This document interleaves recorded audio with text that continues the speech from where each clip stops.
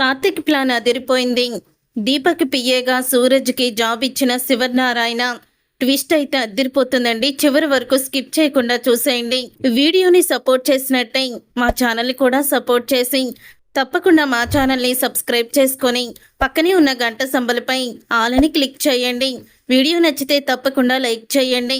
సూరజ్ విషయంలో జ్యోత్స్న చేసిన అన్యాయాన్ని తెలుసుకున్న శివనారాయణ జ్యోత్స్నాని చూసి కోపంతో రగిలిపోతూ ఉంటాడు.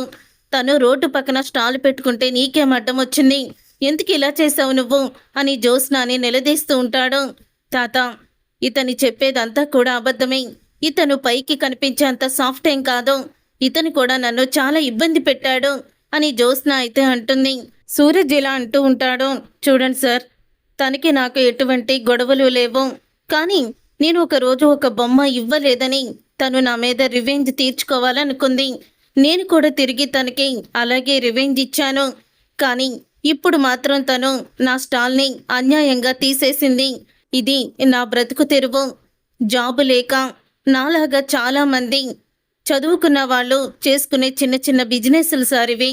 అవి కూడా అర్థం చేసుకోకుండా తను నా స్టాల్ని తెయించేసిందంటూ సూరజ్ చెప్పడంతో అప్పుడే జ్యోత్స్న అంటుంది, అంటే నీకు నష్టపరిహారం కావాలంతే కదా, నీకు ఎంత కావాల్సింటే అంతకి డబల్ ఇస్తాను, పోరా ఇక్కడి నుంచి అని జ్యోత్స్న అనడంతో అప్పుడు ఇక సుమిత్ర జ్యోత్స్నాని చంప పగలగొడుతుంది.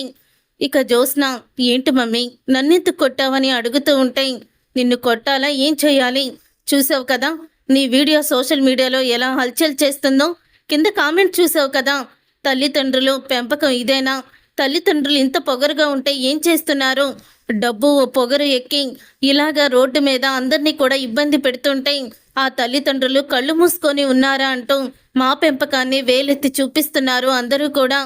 పిల్లలు పెద్దవాళ్ళైన తర్వాత 10 మంది మెచ్చుకునేలాగా ఉండాలని ప్రతి తల్లిదండ్రులు కోరుకుంటారు, కానీ నీలాగా మా పరువు తీసేవాళ్ళు పుట్టాలని కోరుకోరు. అసలు నీ పొగరేంటి, ఆ అబ్బాయి స్టాల్ పెట్టుకుంటే నీకేం అడ్డం వచ్చింది అని తిడుతూ ఉంటుంది సుమిత్ర. అప్పుడే శివనారాయణ, నీ నష్టాన్ని మేము ఎలాగైనా తీరుస్తాం బాబు, నీకు ఎంత డబ్బు కావాలి అని అడుగుతూ ఉంటాడు. అప్పుడే శివనారాయణ అది విని కార్తిక్ ఇలా చెప్తూ ఉంటాడు, తన గురించి మీకు ఒక విషయం చెప్పాలి తాత, తనేమి డబ్బు మనిషి కాదు, తనకి రావాల్సింది మాత్రం ₹1 కూడా వదలకుండా తీసుకుంటాడు. తను ఇచ్చే దగ్గర కూడా అలాగే ఇస్తాడు, కానీ పొరపాటు కూడా తనది కాదు అనేది ₹1 కూడా తీసుకోవడం. ఆ రోజు మా నాన్న హాస్పిటల్లో జాయిన్ చేసి మా నాన్న ప్రాణాల్ని కాపాడింది కూడా ఇతనే తాతయ్య. ఇతని పేరు సూరజ్. అప్పుడే నాకు పరిచయం అయ్యాడు. ఇతన్ని చూస్తుంటే నేను చూసుకున్నట్టు ఉంది. ఇతను నేను చదివిన చదివే చదివాడు, కానీ ఆ రోజు మా నాన్నని కాపాడే క్రమంలో ఒక ఇంటర్వ్యూకి హాజరవ్వాల్సింది ఇతను, కానీ హాజరవ్వలేకపోయాడు. అందుకని జాబు లేక ఇలా స్టాల్ పెట్టుకున్నాడు అని కార్తిక్ చెప్పడంతో అది విని ఇక శివనారాయణ ఇలా అంటాడు, నీకు జరిగిన నష్టానికి నిన్ను నేను మా జ్యోత్స్నాకి పిఏగా నియమిస్తున్నాను అని అనడంతో శివనారాయణ ఆ మాట విని ఒక్కసారి జ్యోత్స్న షాక్ అయిపోతూ ఉంటుంది. ఇతను నాకు పిఏ ఏంటి, ఇతను నాకు పిఏగా అవసరమేమీ లేదో, అదిగో కావాల్సుంటే మీరంతగా అతనికి జరిగిన నష్టానికి సహాయం చెయ్యాలనుకుంటే ఆ చదువురాని ముద్దు ఉంది కదా, నాతో పాటు సీఈఓకి పోటీ చేస్తున్న దీపకి పిఏగా పెట్టుకోండి, అంతేకాని నాకు అవసరం లేదు అని జ్యోత్స్న అయితే చెప్పేస్తుంది. మీలాంటి పొగరుబోతులకి కింద పిఏగా పనిచేయడం నాకు ఇష్టం లేదు. నేను ఎక్కడైతే స్టాలు పెట్టుకోవాలని అనుకున్నానో అక్కడే మళ్ళీ తిరిగి నా స్టాలు వచ్చేలాగా చెయ్యండి. అలాగే అక్కడికి ఎప్పటిలాగే నేను ఎలా బిజినెస్ చేసుకునేవాడినో అలాగే బిజినెస్ చేసుకునేలా చెయ్యండి చాలు అని చెప్తూ ఉంటాడు సూరజ్. లేదు బాబు, నిన్ను చూస్తుంటే మా కార్తిక్ని చూసినట్టే ఉంది. వాడు కూడా నీకులాగే మాట్లాడతాడు, ₹1 కూడా ఎవరి దగ్గర నుంచి ఆశించడు. నేను మీ తాతయ్యగా అడుగుతున్నాను, అభిమానంతో అడుగుతున్నాను, నువ్వు మా ఆఫీసులో మా కంపెనీలో పని చేయాలి, దీపకి నువ్వు పిఏగా ఉంటావా అని అడుగుతూ ఉంటాడు సూరజ్ని. అప్పుడే శివనారాయణ ఇక సూరజ్ అయితే ఆలోచిస్తూ ఉంటాడు. ఒక్క నిమిషం ఇలా రా బ్రో, నీతో కొంచెం మాట్లాడాలి అని కార్తిక్ సూరజ్ని పక్కకి తీసుకువెళ్తాడు. ఇక పక్కకి తీసుకువెళ్ళి, ఒప్పుకో బ్రో, నువ్వు మాకు దేవుళ్లాగా కనిపించావు. ఎందుకంటే ఇప్పుడు నీ సహాయం మాకు చాలా కావాలి. నీ వల్ల మాకు ఎంతో హెల్ప్ అవుతుంది అని చెప్తూ ఉంటాడు కార్తీక్. అది కాదు సార్, నా వల్ల మీకు హెల్ప్ అవడం ఏంటి అని అనగానే అప్పుడే జ్యోత్స్న గురించి, దీప గురించి, CEO పదవి గురించి మొత్తం కూడా చెప్తాడు. జ్యోత్స్నకి, నా భార్యకి ఇద్దరికి కూడా పోటీ జరుగుతుంది. ఎవరు CEO సీట్లో కూర్చోవాలని నిర్ణయించుకునే సమయం నెల రోజులు గడువిచ్చారు. ఎవరిలో ఎంత టాలెంట్ ఉందో అని లాస్లో నడుస్తున్న రెస్టారెంట్లను అప్పజెప్పారు.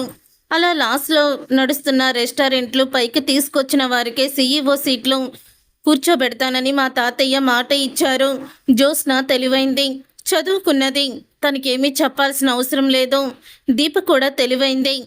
దీప, నేను ఇద్దరు కూడా సత్యమూర్తిగా రెస్టారెంట్ని పైకి తీసుకొచ్చాము. అప్పుడు నా చదువు, దీప తెలివితేటలు రెండూ కూడా ఒకటయ్యాయి. నువ్వు వంటలు బాగా చేస్తుంది. ఒక బిజినెస్, ఒక రెస్టారెంట్ కానీ హోటల్ కానీ పైకి రావాలంటే ఏం చెయ్యాలో అని తన దగ్గర చాలా ఆలోచనలున్నాయి. దానికి చదువు కూడా తోడవ్వాలి కదా. కానీ తనకి అక్కడ చదువు లేదు. మీరు గనక ఒప్పుకుంటే దీపకి సహాయం చేసిన వాళ్ళు అవుతారు. దీపకి సహాయం చేయకుండా నన్ను జ్యోత్స్న అడ్డుకుంటుంది. నేను పెట్టిన అగ్రిమెంట్ మీద సంతకం మూలాన జ్యోత్స్న వెనకాలే ఉండాల్సి వస్తుంది. తన మాటే వినాల్సి వస్తుంది. అందుకని దీపకి అండగా మీరుండాలి. దీప తెలివితేటలు, మీ చదువు కలిస్తే ఖచ్చితంగా జ్యోత్స్నని ఓడించగలరు. దయచేసి నా మాట కాదనకండి అని ఇక సూరజ్ని బ్రతిమలాడతాడు కార్తీక్. సరే కార్తీక్ గారు, ఖచ్చితంగా నేను దీపకి పియ్యేగానే ఉంటాను అని సూరజ్ అయితే మాట ఇస్తాడు కార్తీక్కి. ఇద్దరు కూడా ఇంట్లోకి వస్తారు. వచ్చిన తర్వాత అప్పుడే శివనారాయణ, ఏంట్రా కార్తీక్, ఎంతసేపు ఏం మాట్లాడుకున్నారు అని అనడంతో అప్పుడే ఇక సూరజ్ ఇలా చెప్తూ ఉంటాడు శివనారాయణతో. సార్, నాకు జరిగిన నష్టపరిహారం కింద నాకు జాబ్ ఇప్పిస్తానన్నారు. అది దీప గారికి పిఏగా ఉండడానికి నాకు అభ్యంతరం ఏమీ లేదు. దీప గారికి పిఏగా నేను ఉంటాను అని సూరజ్ అనడంతో ఇక ఆ మాట విని ఒక్కసారి జ్యోత్స్న షాక్ అయిపోతూ ఉంటుంది. ఇక జ్యోత్స్న షాక్ అయిపోతూ, ఏంటి ఈ చదువురానికి మొద్దుకి నువ్వు పిఏగా ఉంటావా? అంటే నువ్వు పిఏగా ఉండి దానికి సలహాలు ఇస్తూ CEO సీట్లో కూర్చోబెట్టేద్దామనేనా అని అంటూ ఉంటే ఆ మాట విని సూరజ్ ఇలా అంటూ ఉంటాడు. తెలివైన దాన్నని మీరనుకుంటున్నారు. ఆ తెలివి కేవలం నేనే గొప్ప అనే తెలివి దగ్గరే ఉండిపోయింది.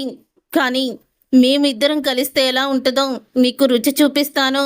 నెల రోజుల్లో దీపగారే CEO సీట్లో కూర్చునేలా చేస్తాను అని సూరజ్ అందరి ముందే ఛాలెంజ్ చేస్తాడు జ్యోత్స్నతో.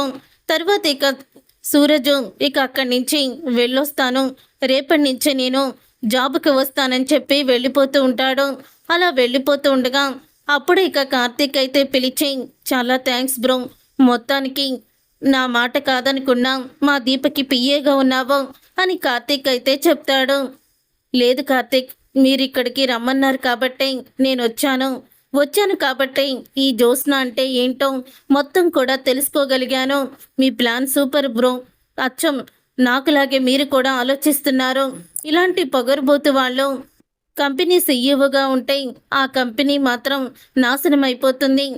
కంపెనీని కాపాడడానికి మీరు మంచి నిర్ణయం తీసుకున్నారు. మీ ప్లాన్ అయితే అదిరిపోయింది అని సూరజ్ అయితే చెప్తాడు.